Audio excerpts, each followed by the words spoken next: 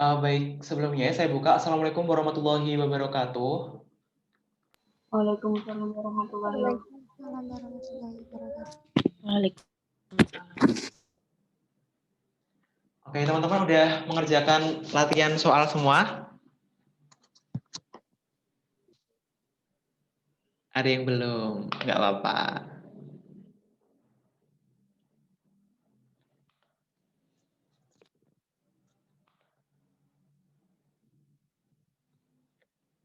Nah, jadi pertemuan kali ini kita akan bahas PUEB atau Pedoman Umum Ejaan Bahasa Indonesia gitu. Nah, tadi kalau mungkin teman-teman sudah mengerjakan, jadi mungkin bisa kita diskusikan gitu ya di sini. Jadi pertama kita akan bahas dulu PUEB-nya secara garis besar yang potensial untuk keluar di materi-materi untuk ujian UTBK gitu. Nah, nanti kita juga akan bahas soal yang tadi siang sudah saya bagikan gitu. Nah, ini PUEB itu adalah Pedoman Umum Ejaan Bahasa Indonesia yang disepakati atau ditetapkan tahun 2015 pada masa kementerian yang dipimpin oleh Bapak Anies Baswedan gitu. Sebelumnya ada Pedoman Umum Ejaan yang disempurnakan. Nah, sekarang berubah menjadi PUEB. Nah, topik bahasan kita pada kesempatan kali ini adalah materi-materi yang sekiranya akan mungkin diujikan gitu ya, diujikan pada materi-materi di tingkat atau sekelas UTBK gitu. Yang pertama adalah penulisan huruf. Huruf itu meliputi huruf kapital dan huruf miring gitu. Nah, kalau di PUEB itu juga ada yang huruf tebal. Nah, tapi jarang sekali soal-soal UTBK itu mempertanyakan terkait dengan huruf tebal. Oleh karenanya tidak saya cantumkan di sini gitu. Tapi kalau teman-teman mau baca lebih mendalam, boleh banget nanti saya share PUEB-nya.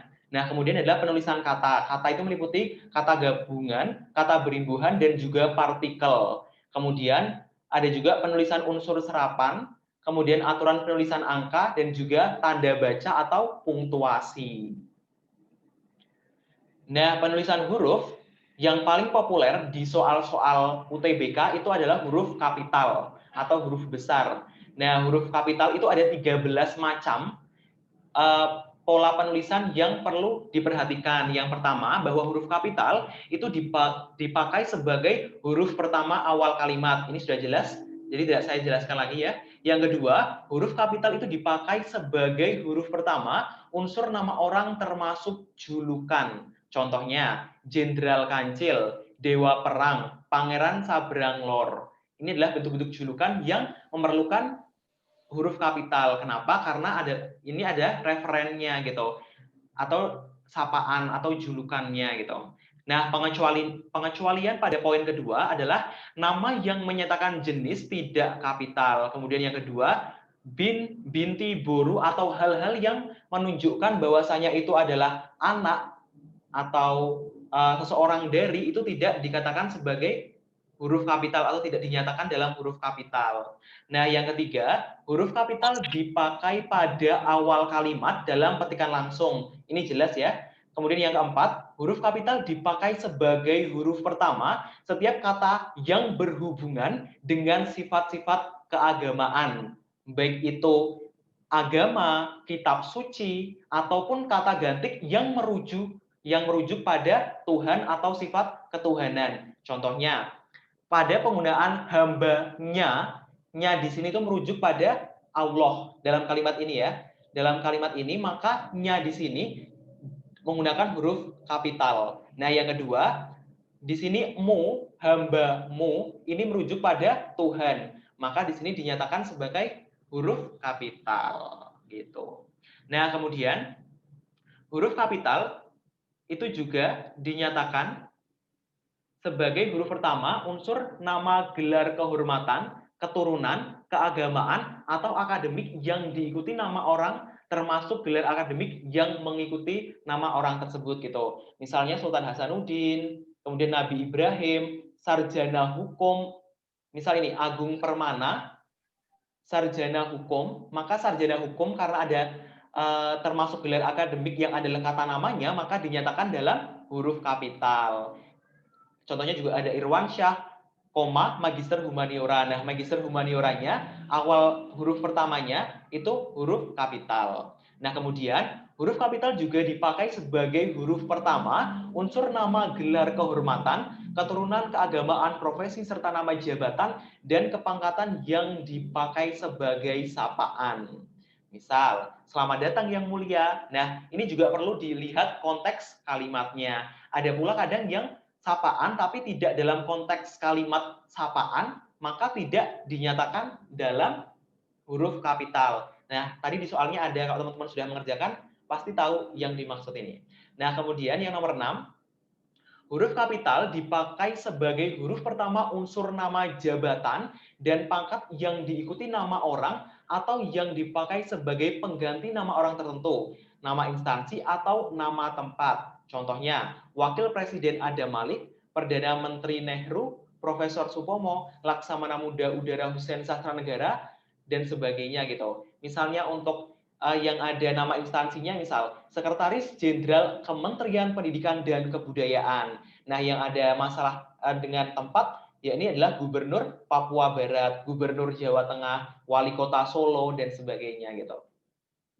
Kemudian, bentukan yang ketujuh, huruf kapital dipakai sebagai huruf pertama nama bangsa, suku bangsa, dan bahasa. Nah, yang bangsa, suku, dan bahasanya kecil, tapi pengikutnya atau apa namanya, penjelasnya, misal bangsa Indonesia, Indonesianya besar, suku Dani, Daninya besar, tapi sukunya kecil, bahasa Bali, bahasanya kecil, Balinya, B-nya besar. Nah, pengecualian ketika ditemukan kata serupa, tapi dalam bentuk turunan, atau kata berimbuhan, maka tidak dinyatakan dengan huruf kapital. Contohnya, pengindonesiaan kata asing, keinggris-inggrisan, dan sebagainya. Nah, kemudian yang 8, huruf kapital dipakai sebagai huruf pertama nama tahun, bulan, hari, dan hari besar atau hari raya. Contohnya, tahun Hijriah, Tarik Masehi, bulan Agustus, bulan Maulid, hari Jumat, semua jenis hari ya, dan semua jenis bulan, hari Jumat, Senin, Selasa, Rabu, bulan Agustus, Desember, Januari, Februari, gitu ya, hari Galungan, hari Lebaran, hari Natal itu dengan huruf kapital. Nah, huruf kapital juga dipakai sebagai huruf pertama dalam unsur-unsur nama peristiwa sejarah. Contohnya, Konferensi Asia Afrika, Perang Dunia Kedua, Proklamasi Kemerdekaan Indonesia gitu. Tapi juga ada pengecualian. Nah, pengecualiannya adalah huruf pertama peristiwa sejarah yang tidak dipakai sebagai nama, tidak ditulis dengan kapital. Maka perlu dilihat konteks kalimatnya. Nah, contohnya di sini, perlombaan senjata membawa risiko pecahnya perang dunia. Nah, perang dunia di sini tidak berreferen atau tidak mengacu pada peristiwa perang dunia yang pernah terjadi gitu, tapi ini adalah bentuk dalam sebuah kalimat biasa, tidak mengacu pada peristiwa sejarah gitu. Nah, huruf kapital juga dipakai sebagai huruf pertama nama geografis, ini jelas. Tapi pengecualiannya, nama geografis yang digunakan sebagai nama jenis tidak dinyatakan dalam huruf kapital. Contoh, kayu Kalimantan itu tidak dalam huruf kapital. Contohnya jeruk Bali, itu tidak mengacu geografis Bali, tapi itu mengacu jenis jeruk, jeruk Bali. Terus harimau Sumatera. Nah, harimau Sumatera di sini Sumateranya tidak merujuk pada bukan merujuk pada geografis Sumatera, tapi merujuk pada jenis harimau gitu. Nah, kalau untuk misal gula Jawa, menurut teman-teman gula Jawa itu masuk jenis atau bukan? Jenis. Oke, jenis, betul.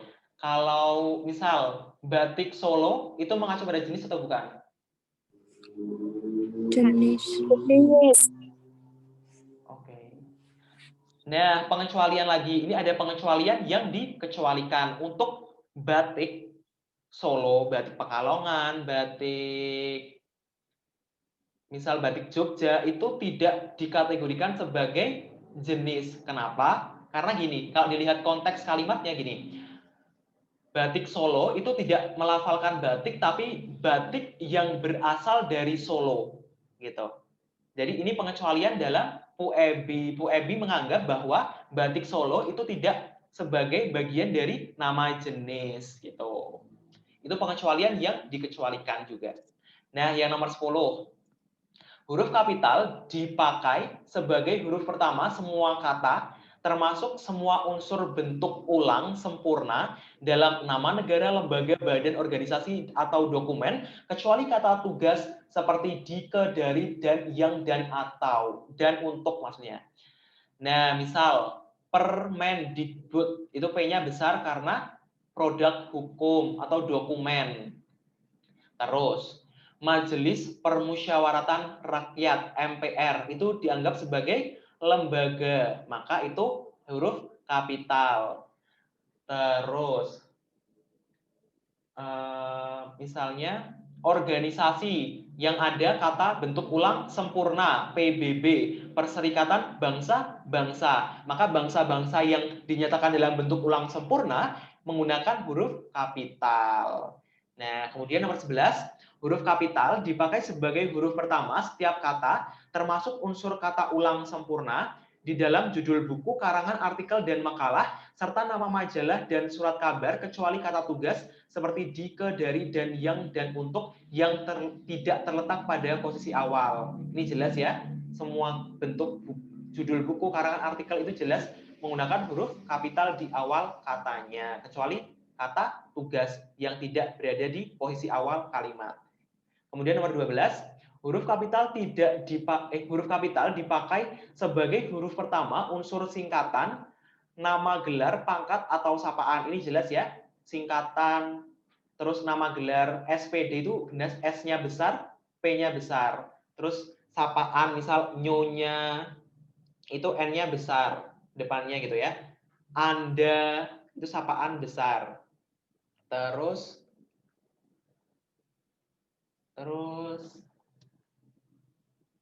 misal saudara, S-nya besar gitu. Nah, terus nomor 13, huruf kapital dipakai sebagai huruf pertama kata penunjuk hubungan kekerabatan seperti bapak, ibu, kakak, adik, paman, serta kata atau ungkapan lain yang dipakai dalam penyapaan atau pengacuan. Nah, nomor 13 ini juga perlu dilihat konteks kalimatnya. Kalau kalimatnya memang dalam kalimat misalnya percakapan atau dalam kalimat yang memungkinkan bahwa penggunaan kata bapak, ibu, kakak, adik, paman itu dalam merujuk pada bentuk sapaan, maka menggunakan huruf kapital. Tapi kalau dalam kalimat biasa tidak mengacu pada sapaan, maka tidak menggunakan huruf kapital gitu. Mungkin teman-teman di huruf kapital ini ada yang perlu ditanyakan?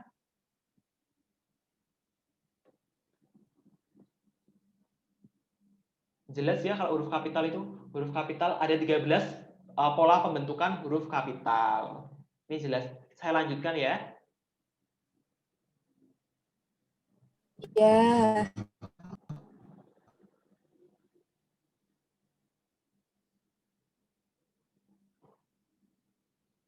Nah, selanjutnya huruf miring. Huruf miring itu yang pertama, pola pembentukannya, huruf miring itu dipakai untuk menuliskan judul buku, nama majalah, atau nama surat kabar yang dikutip dalam tulisan, termasuk dalam daftar pustaka. Ya.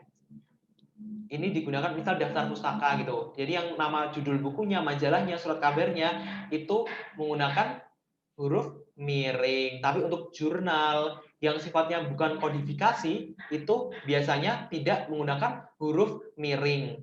Misal lembaran atau jurnal tadi, artikel, itu tidak menggunakan huruf miring gitu. Tapi kalau untuk buku yang standarnya biasanya kalau yang terkodifikasi, surat kabar, majalah itu menggunakan huruf miring. Yang kedua, huruf miring dipakai untuk menegaskan atau mengkhususkan huruf, bagian kata, atau kelompok kata dalam kalimat. Ini jelas ya. Untuk mengkhususkan, biasanya ini di pola pembentukan soal. Misalnya gini. Semua pernyataan di bawah ini benar, kecuali, kecualinya, karena bentuk mengkhususkan kata kecuali, biasanya diberi tanda huruf miring, atau kata kecualinya dimiringkan. Nah, yang nomor 3, huruf miring dipakai untuk menuliskan kata atau ungkapan dalam bahasa daerah atau bahasa asing. Jelas ya ini?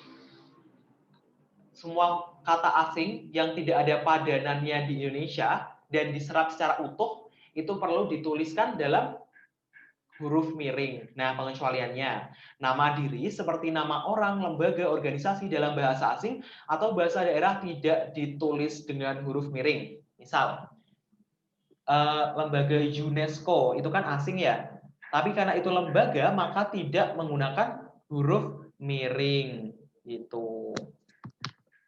Lanjut, penulisan kata. Nah, kata berimbuhan dan kata gabungan. Nah, yang pertama, imbuhan. Awalan, sisipan, akhiran, serta gabungan awalan dan akhiran ditulis serangkai dengan bentuk dasarnya. Ini jelas. Semua konflik, semua bentuk afiksasi itu pasti melekat pada kata dasarnya. Lanjut, yang nomor 2 aja. Bentuk terikat ditulis serangkai dengan kata yang mengikutinya. Contoh, awahama, mancanegara, subbagian, bikarbonat, multilateral, swadaya, biokimia, dan sebagainya, itu digabung. Tadi ada soal biokimia, kalau nggak salah ya, di latihan soal. Wes. Ya, itu harusnya digabung. Nah, Wes. pengecualian, ada pengecualian juga. Bentuk maha, ya, ini bentuk maha yang diikuti kata turunan yang mengacu pada nama atau sifat Tuhan ditulis terpisah dengan huruf awal kapital.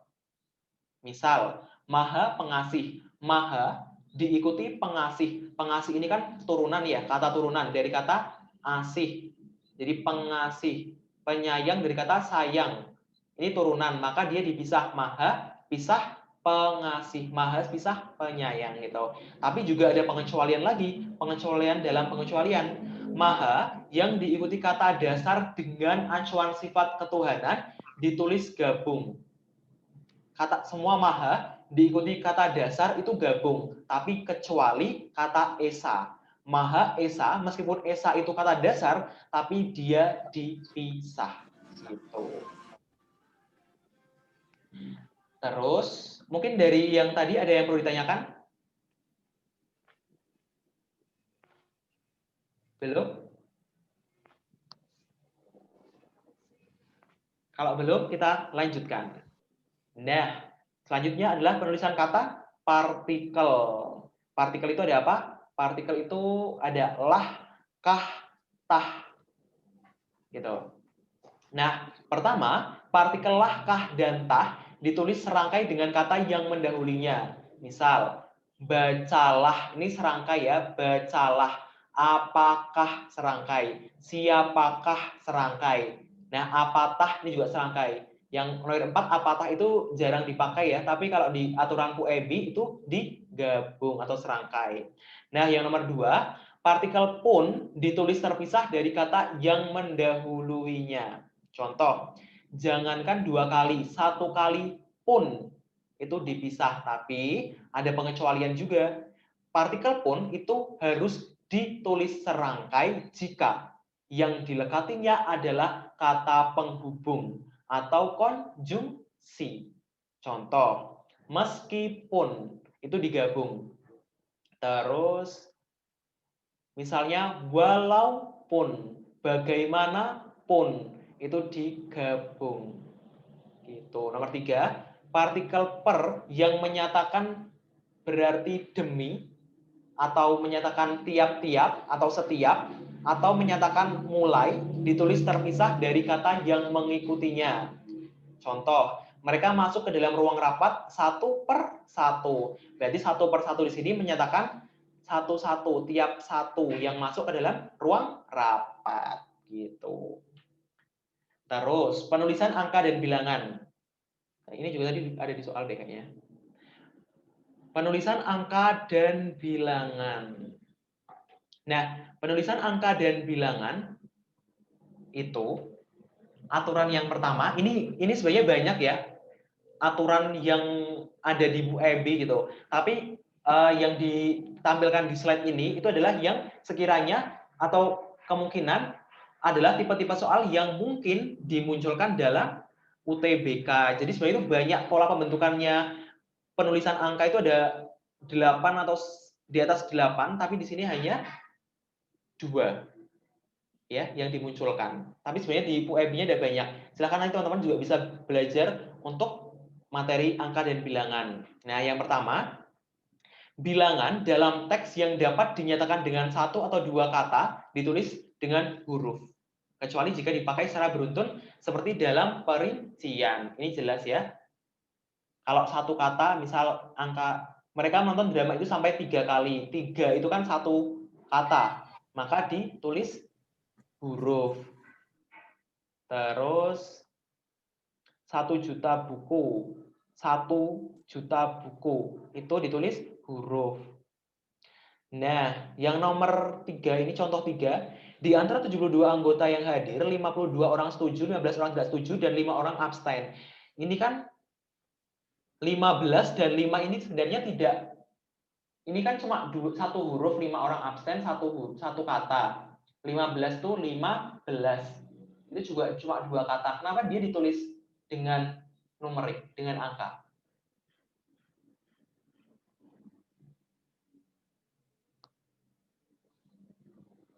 Ada yang tahu?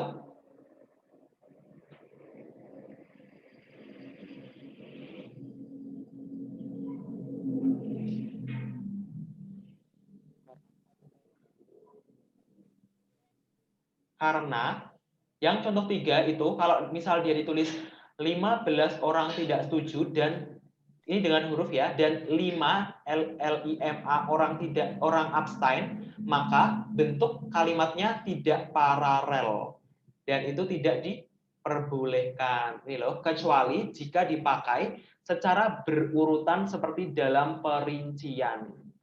Nah, ini bentuknya perlu diparalelkan, oleh karenanya semuanya dalam bentuk numerik. Nah, kemudian kendaraan yang contoh yang selanjutnya, kendaraan yang dipesan untuk angkutan umum terdiri dari 50 bus, 100 minibus, dan 250 sedan. Ini jelas. Yang kedua, contoh bilangan pada awal kalimat ditulis dengan huruf. Bilangan pada awal kalimat ditulis dengan huruf. Oke. Contohnya, 50 siswa teladan yang mendapat beasiswa dari pemerintah daerah. 50 di sini, karena ini angka, meskipun dia cuma terdiri dari 2 kata, 50 gitu ya. Tapi karena dia menempati posisi awal kalimat, dia harus dinyatakan dalam bentuk tulisan atau huruf gitu. 3 pemenang sayembara itu diundang ke Jakarta gitu. Tetapi kalau semisal yang B, apabila bilangan pada awal kalimat tidak dapat dinyatakan dengan 1 atau 2 kata, maka susunan kalimatnya perlu untuk diubah. Jadinya, panitia mengundang 205 orang peserta. Di lemari itu tersimpan 25 naskah kuno. Kalau misalnya dia di awal, 25 naskah kuno tersimpan di lemari. Itu tidak boleh karena kalau misal harus dipaksakan harus muncul numerik karena mungkin itu aturannya harus karena di atas 3 kata, maka perlu diubah susunan kalimatnya gitu. Terus gitu. Ada yang perlu ditanyakan?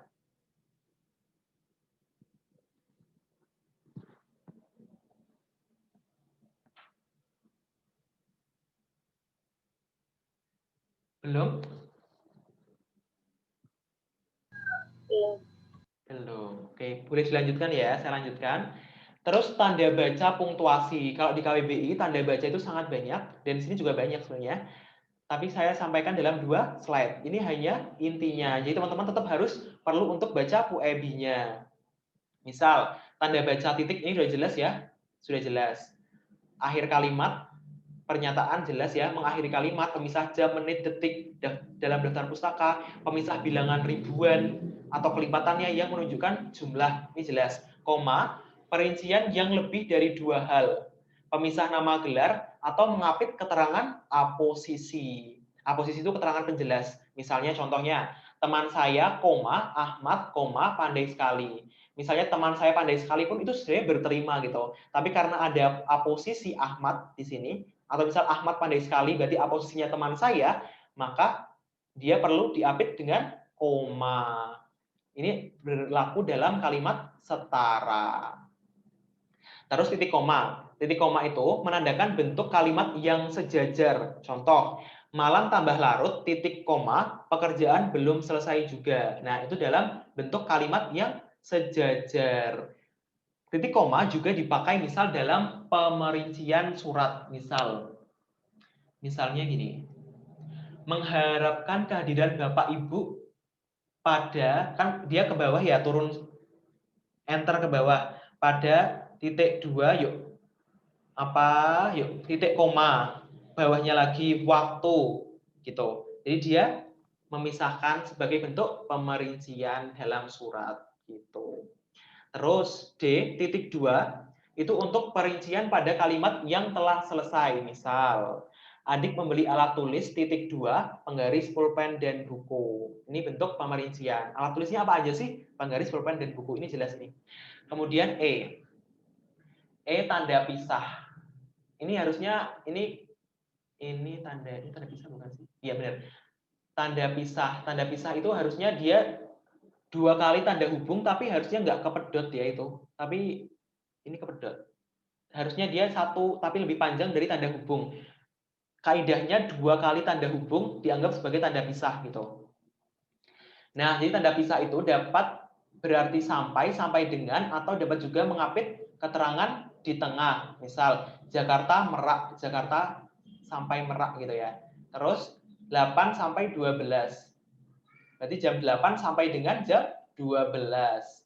Atau contoh selanjutnya, ini yang menjelaskan bahwa mengapit keterangan di tengah. Misal, seluruh demonstran terus dipisah, menolak UU Cipta Kerja, terus dipisah lagi, mengepung gedung DPR. Berarti gini, seluruh demonstran, misal yang kalimat yang tengah yang menolak UU Cipta Kerja itu dihilangkan, itu dia tidak mengubah makna kalimatnya. Misalnya, seluruh demonstran mengepung gedung DPR, itu berterima ya, secara kalimat berterima. Nah, fungsi tanda pisah di sini adalah untuk memberi tambahan keterangan gitu. Terus yang F, tanda hubung. Untuk bentuk ulang atau bentuk terikat ketika bertemu dengan angka atau huruf kapital. Contoh, mem-PHK. Mem, karena dia ketemu dengan singkatan dengan huruf kapital, maka perlu menggunakan tanda hubung. Terus pasca 7 Juli. Gitu. Terus selanjutnya, petik. Iya, tanda petik. Tanda petik itu untuk kalimat langsung. Ini jelas ya, kalimat langsung mengapit judul tulisan, mengapit julukan. Ini jelas. Terus petik tunggal. Nah, petik tunggal itu menunjukkan makna kata atau yang mengapit petikan di dalam petikan langsung. Jadi kalau ada petikan dalam petikan, ya. Jadi kalau ada kalimat itu ya, ada kalimat di dalam kalimat langsungnya itu kan sudah terapit petikan, tapi butuh petikan lagi, maka menggunakan petik tunggal. Nah, contoh tanda petik tunggal yang dipakai untuk menjelaskan makna kata, contohnya ini, politik divide et impera. Nah, ini politik adu domba itu menjelaskan divide et impera, pernah merajalela di negeri ini. Terus yang selanjutnya ini yang digunakan dalam petikan. Bagus berkata, koma, ini kan sudah petikan pertama. Semua orang berteriak. Nah, petikan lagi, tolong, tolong. Nah, maka dibutuhkan petik tunggal. Gitu. Nah, gitu. Terus yang apostrof itu untuk bentuk menyingkat atau memendekkan. 2013 disingkat apostrof 13 gitu. Mungkin dari sini ada yang perlu ditanyakan? Saya Kak mau tanya. Ya. Kalau dalam dialog itu ada percakapan iya, itu iyanya kan 2 kali. Itu pakai kata hubung atau enggak? Enggak. Sebentar. Dalam dialog, kata hubung itu? Iya. Mari kita cek di UEB. Setahu saya tidak. Tapi apakah di UEB kenapa yang keluar?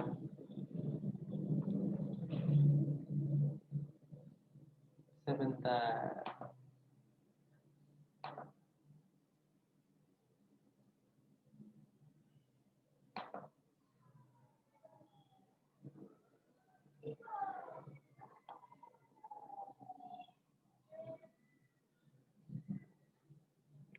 Mari kita cek di UEB dulu. Teman-teman udah punya software UEB? Atau perlu saya share screen? Saya share screen aja ya.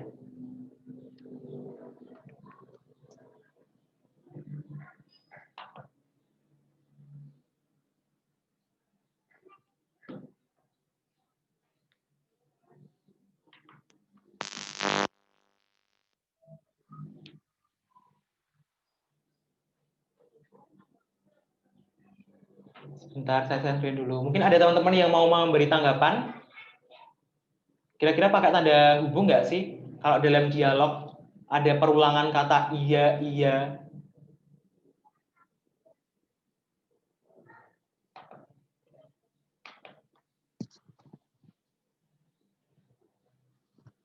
Sebentar ya, masih loading.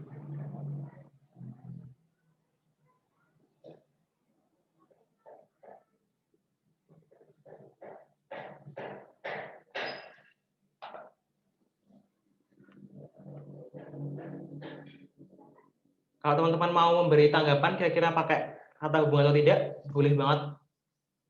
Saya sedang loading sebentar.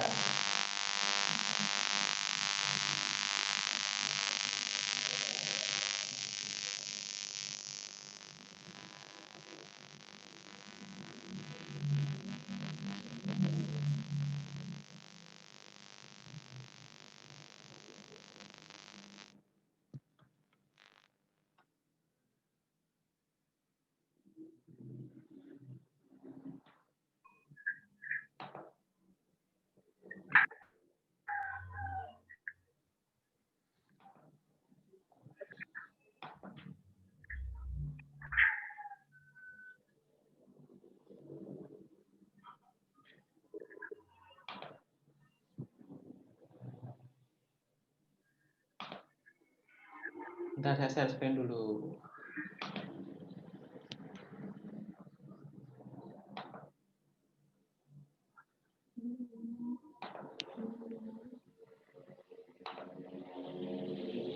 Apakah terlihat?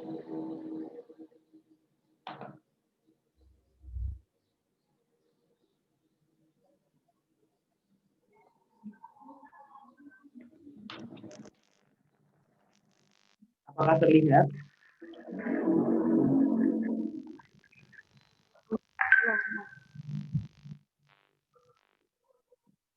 Belum. Sudah. Tanda apa tadi? Tanda hubung ya?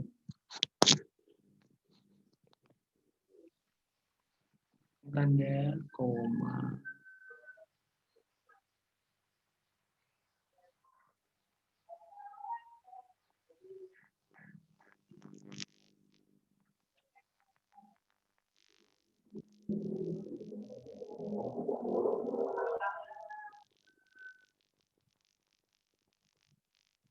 Nah, tanda hubung. Tanda hubung dipakai untuk suara saya terdengar?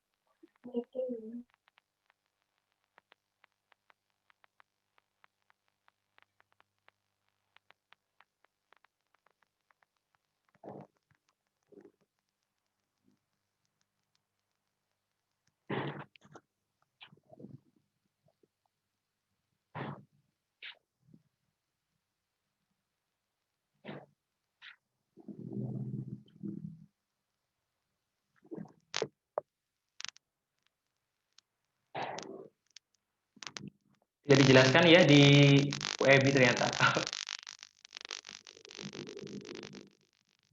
Kalau tidak dijelaskan, maka kita harus melihat pola yang serupa. Mari kita cek dari awal.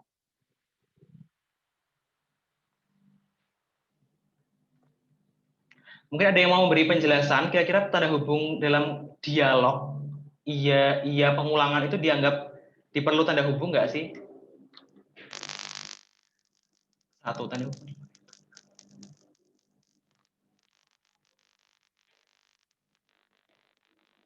Tidak, tanda hubung dipakai untuk menyambung unsur kata ulang.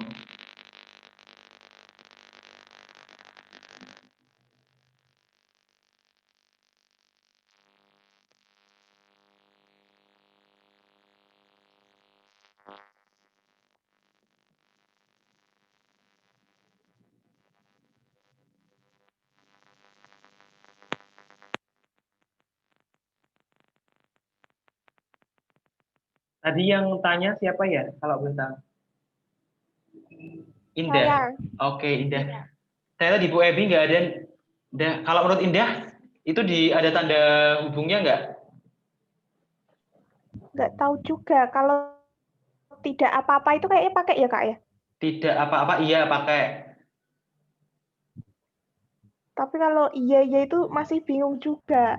Kalau di dialog itu biasanya iya, titik, iya. Iya kan? Kalau di dialog Ya naskah. biasanya Nah, tapi aturannya Bu Ebi-nya ternyata nggak dijelaskan. Nah, ini nanti mungkin perlu dikonsultasikan ini sama.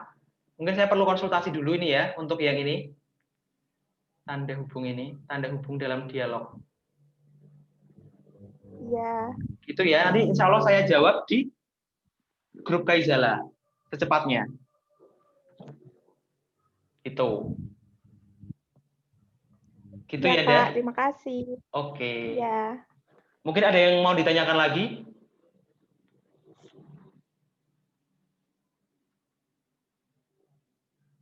Belum? Kalau belum, kita harus bahas soalnya dulu. Karena soalnya belum dibahas.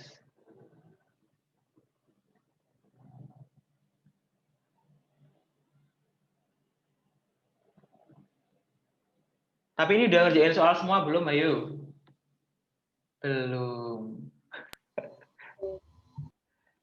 Yang ngerjain baru 100-an.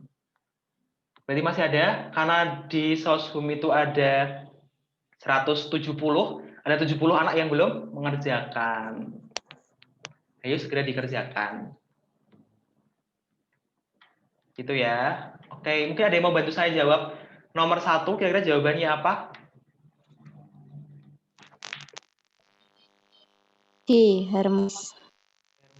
Benar. Iya, benar. Kenapa harmonis?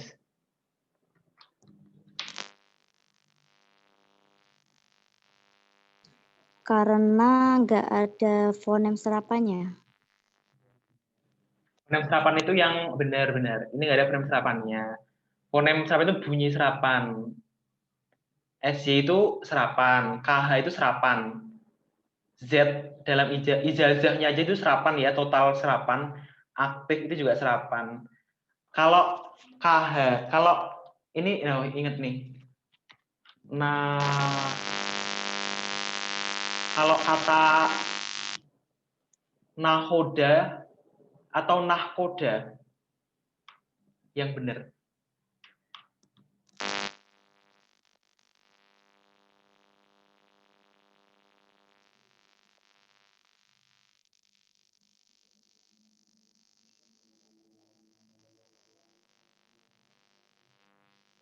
Yang benar nahoda. Bunyinya itu bukan HK ya, karena di bahasa Indonesia nggak ada fonem HK, itu nggak ada ya, bunyi HK itu tidak berterima. Yang ada KH. Ahmad itu KH, Ahlak itu KH. Nahkoda itu nggak ada, adanya nahoda, makanya KH gitu. Tapi biasanya kebalik ya, seringnya pakainya nahkoda. Itu kebalik. Lanjut nomor 2. Jawabannya adalah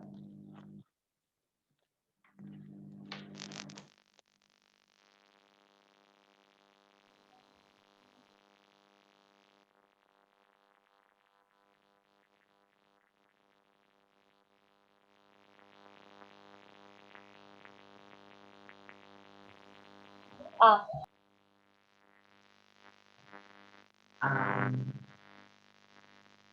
Oke, oke jelas ya. Ini kayaknya kalau huruf kapital gini pasti udah mantap semua.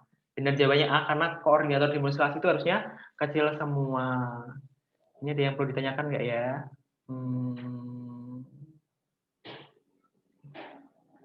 Nggak ada ya, jelas semua. Oke, lanjut aja ya. Nomor 3.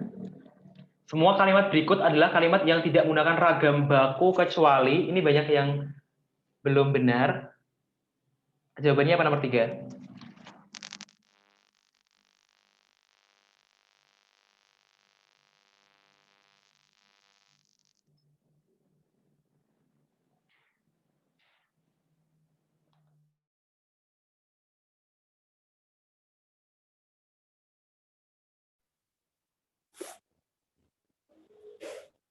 Nomor 3 jawabannya adalah D. D, benar. Kenapa yang A, B, C, E keliru?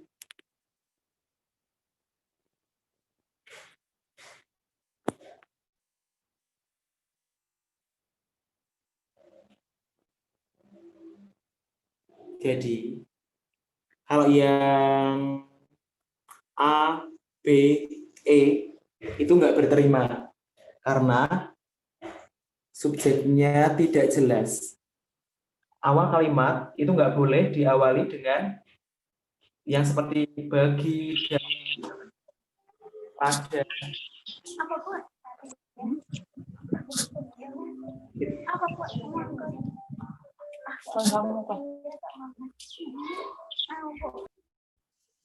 Itu subjeknya tidak boleh ya. Itu karena kabur subjeknya. Yang itu salahnya dia Pak.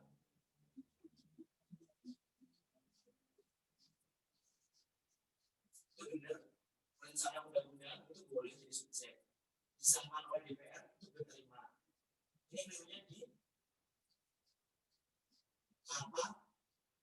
Disahkan. Itu nggak boleh. Itu tidak baku ya. Yang baku disahkan. Lanjut.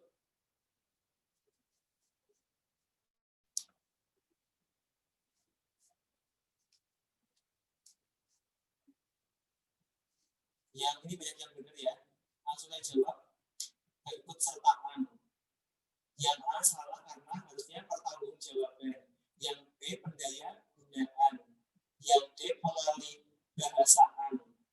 Yang E dibebas tugaskan. Dan dibebaskan tugas. Itu orang konflik harus mengambil dua.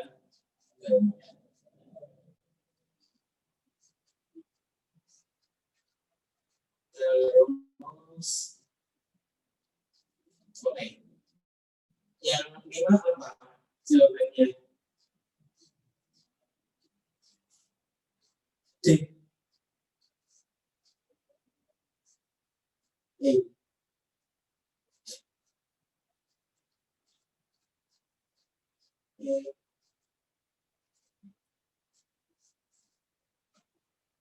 Yang nomor 5 jawabannya adalah B. Ada yang tahu kenapa jawaban yang B?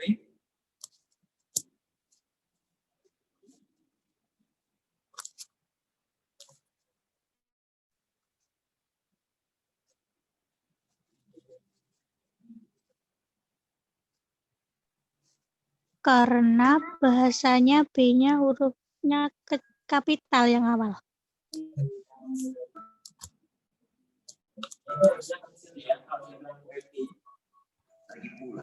Tapi kalau misalnya mata pelajaran bahasa Inggris itu baca besar.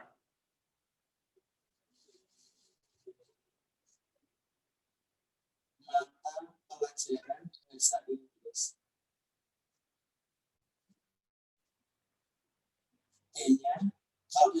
pelajaran bahasa Inggris, setahu saya besar. Jadi dilihat konteksnya. Nah, kalau konteks ini bahasa Inggris B-nya harus kecil karena aturannya demikian. Nah, kalau dalam mata pelajaran bahasa Inggris itu B-nya besar. Terus yang E itu salah apa benar ya?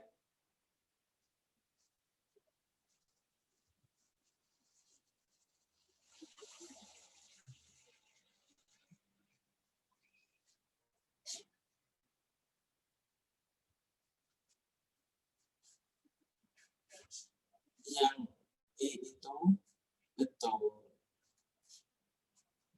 Nah, betul. Perang Padri itu merujuk pada peristiwa sejarah. Imam Bonjol nama. Jadi sudah betul ya penulisan huruf kapitalnya. Dan nomor 6, lanjut nomor aja. Jawabannya adalah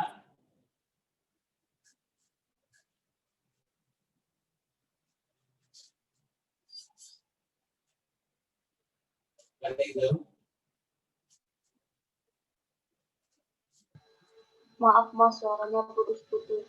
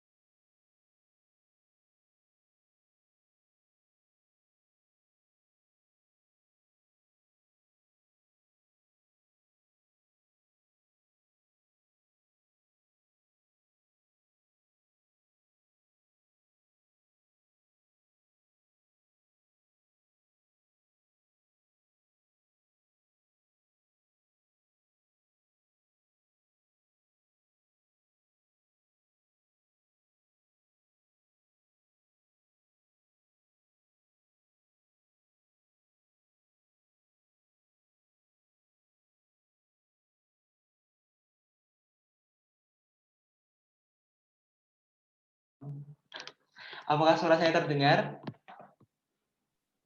Sudah. Sudah. Oke, sorry. Sudah.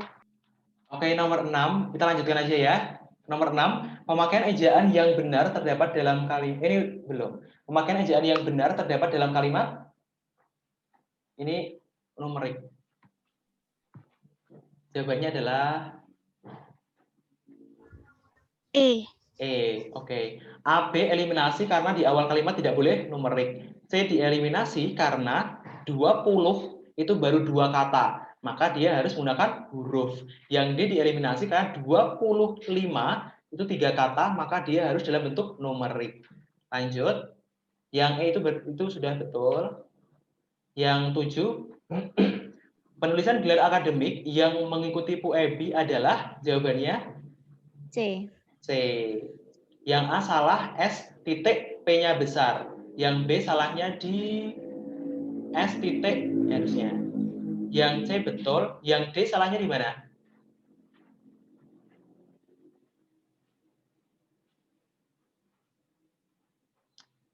M B D R S titik R D.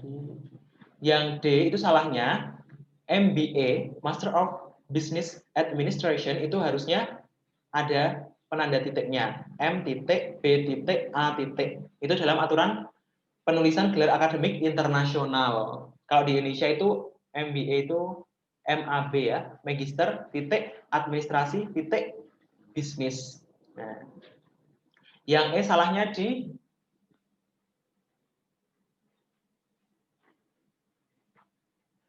doktornya itu, doktor DR-nya, R-nya harusnya kecil. Terus harusnya titik setelah DR, Hadi, M titik A titik. Semua gelar diakhiri titik aturannya. Yang nomor 8, C. C. Iya benar, C. Yang A salahnya di mana yang A?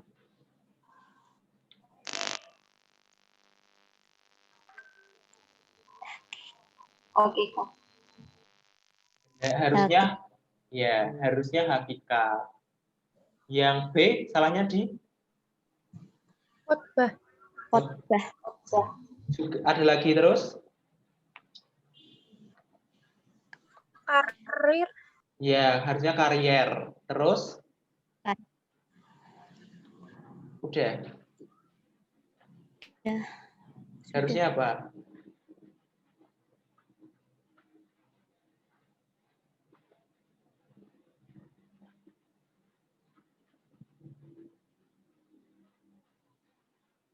Kaidah itu sudah betul. Kaidah bukan kaidah, bukan. Sehingga jawabannya yang D, teoretis. Rizki itu artinya rezeki. Yang E itu sudah salah ya, nggak ada kata juang. Di KPP itu juga nggak ada. 9, penulisan gabungan kata berikut ini salah kecuali. Oke. Jawabannya apa ini? D. B? C? D. D. Oh, D. Di atas. Iya. Ya, atas perhatian Anda kami ucapkan terima kasih. Yang A salahnya di? Non pribumi. Ya, harusnya digabung. Yang C salahnya di? Bertanggung jawab harusnya dipisah. Jawab harusnya dipisah. Ya, yang E jelas ya, mendaya gunakan itu nggak ada tanda hubungnya harusnya. 10, salahnya jawabannya, penulisan kata yang tidak baku terdapat dalam kalimat. A. Harusnya apa? Menganalisis. Betul, analisa itu tidak baku. 11,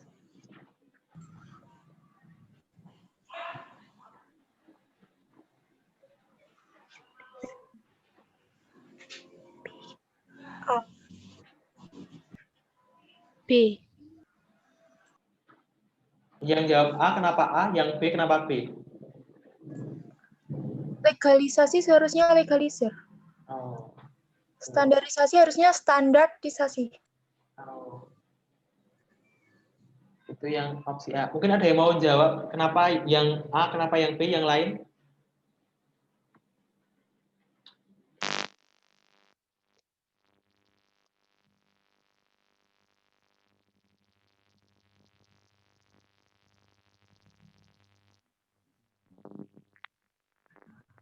Jadi yang nomor 11 itu kalau yang tadi mbaknya tadi itu legalisir itu bentuk tidak bakunya mbak. Jadi yang baku itu malah legalisasi. Jadi kalau teman-teman besok lulus dari SMA balik mau ke Gemolong, SMA Gemolong, mintanya bukan legalisir tapi legalisasi. Terus yang standarisasi itu sudah betul. Standarisasi bukan standarisasi. Ini sudah betul. Ini sudah baku, yang A itu sudah baku, dua-duanya baku. Jawabannya yang B. Kenapa yang B? Sintesa itu harusnya? Sintesis. Hipotesa harusnya? Hipotesis. Ya, betul. Harusnya hipotesis. Penulisan kata di bawah ini yang benar kecuali, ini kata yang digabung ya, gabungan kata. Penulisan kata di bawah ini benar kecuali? Biokimia. Oh iya, Kimia. tadi udah ya, biokimia. Yang antar kota itu gabung.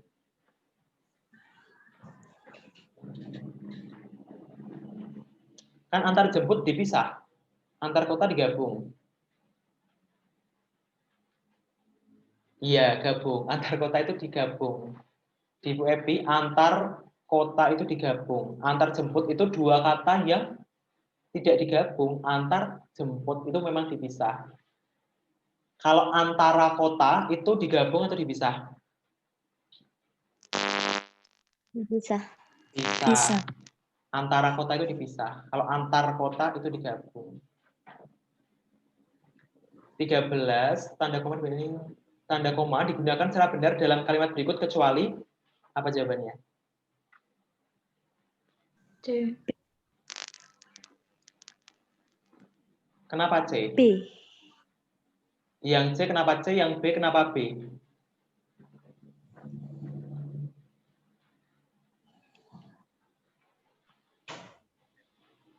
Yang C itu sudah betul atau tidak betul? Ya terus karena Yang B itu sebelum kata bahwa itu tidak boleh dikasih koma.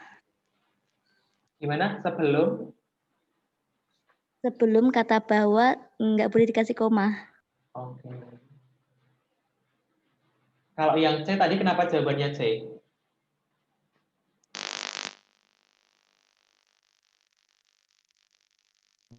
Karena tetapi itu kan pertentangan, Kak.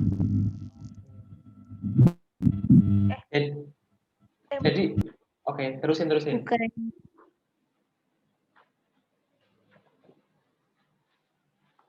Yang C itu ini ditanyakan tanda koma digunakan secara benar dalam kalimat berikut kecuali berarti yang salah. Yang C salah atau betul? Betul. Yang C betul. Tetapi itu pertentangan, dia ada komanya. Ini dalam kalimat majemuk. Majemuk apa ini?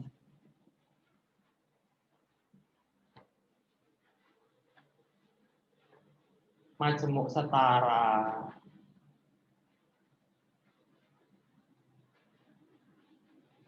Kalau jawabannya B.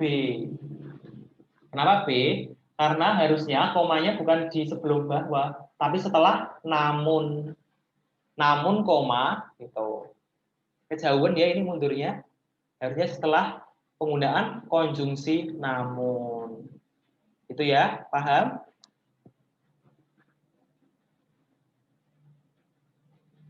Lanjut ya.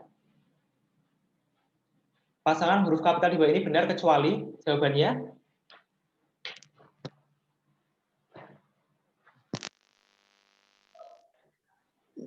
B. ya B. Ini bukan bapak dan ibu di sini bukan sebagai kata sapaan. Ini kalimat biasa.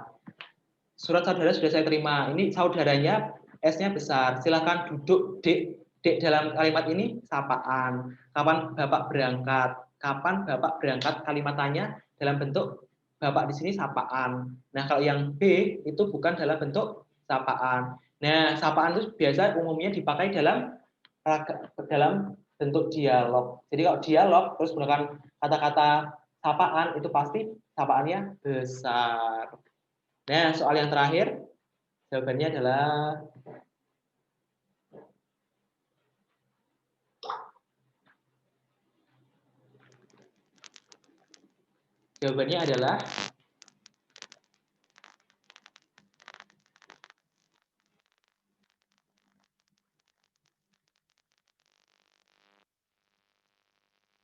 kita coba aja ya, yang nomor 15.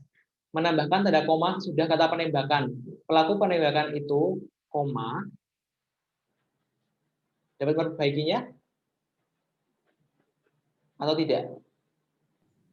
Tidak. Tidak. Oke. Kalau yang B, mengganti kata berkejar-kejaran dengan saling mengejar. Itu bisa memperbaikinya? Mana Bisa. ini? Oke. Yang C menambahkan tanda koma sudah kata Henry. Pelaku penembakan itu kata Henry sudah pasti.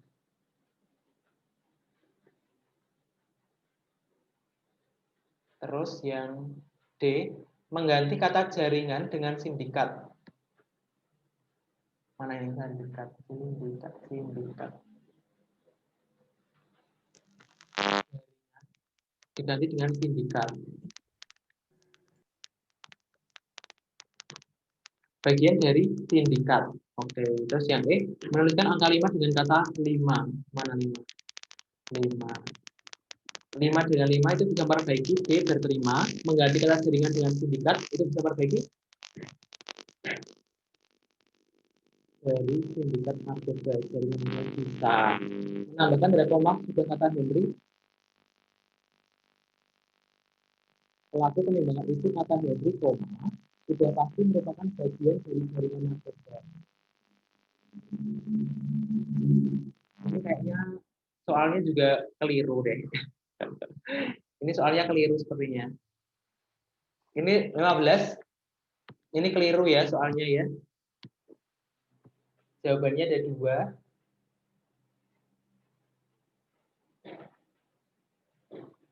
Ini nomor 15, anulir. Jawabannya nggak ada ini. Kalau dikunci jawabannya saya tadi, saya di sistemnya itu, tak isi A kalau nggak salah, kalau nggak A ya. Tapi ini nggak boleh ini. Yang 15, anulir. Nggak ada jawabannya. Menambahkan tanda koma sudah kata penembakan itu boleh atau enggak? Tidak. Penembakan ya. Oh, penembakan itu, sorry. Pelaku penembakan itu, koma, kata Henry sudah pasti merupakan bagian dari jaringan. Boleh. Boleh ini. Kenapa boleh? Itu pewatas. Kalau misal dalam kalimat perluasan aposisi, itu boleh memberikan tanda koma. Meskipun di telinga tidak berterima ya, di telinga itu kayak asing, tapi secara aturan itu boleh. Tapi juga tidak memperbaiki banget ya, malah memperburuk malah terdengarnya. Mengganti kata berkejar-kejaran dengan saling mengejar. Boleh? Boleh. Boleh, tapi tidak memperbaiki juga. Karena sama-sama sifatnya alternatif. Boleh diganti, boleh tidak. Berkejar dan saling mengejar itu sama ya bobotnya. Yang saya menambahkan tanda koma sudah kata Henry. Pelaku penembakan itu kata Henry, koma, sudah pasti merupakan bagian dari jaringan narkoba. Boleh?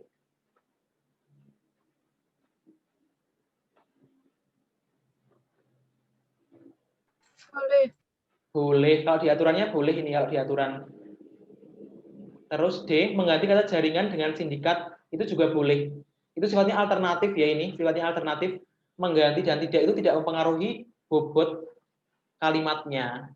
Terus menuliskan angka 5 dengan kata 5. Ini boleh. Malah yang harusnya ini ya. Mungkin kalau dihilangkan kecualinya, mungkin jawabannya malah yang E. Kalau dihilangkan kecualinya ini.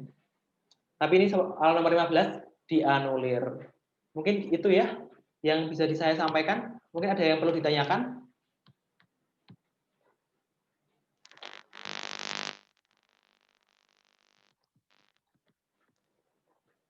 Belum? Saya stop recordnya dulu.